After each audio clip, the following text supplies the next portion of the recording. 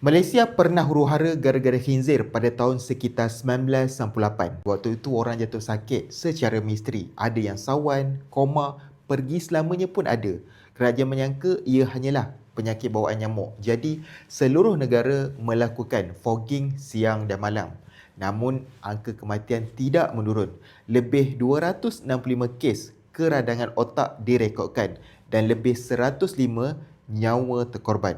Kebanyakannya adalah lelaki muda, sihat sebelum ini dan dua orang doktor mula menyedari sesuatu yang pelik. Virus ini tidak menyerang orang Islam. Jika benar ia penyakit bawaan nyamuk, kenapa hanya komuniti yang tertentu sahaja dijangkiti? Mereka pun cuba bersuara tetapi tidak dipercayai oleh pihak berkuasa sehinggalah seorang doktor membuat keputusan berani.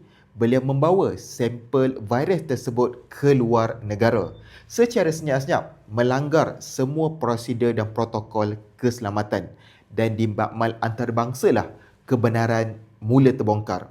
Ia bukan virus bawaan nyamuk, ini adalah virus bawaan khinzir. Lebih mengejutkan, khinzir tersebut mendapat virus daripada kelawar.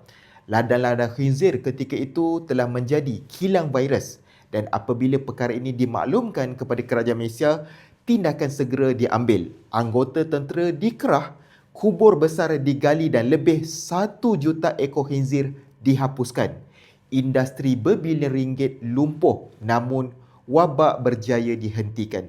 Sejak itu, pihak kerajaan terus berhati-hati dan mengawal aktiviti melibatkan khinzir. Apa pendapat korang? Cuba komen dekat bawah.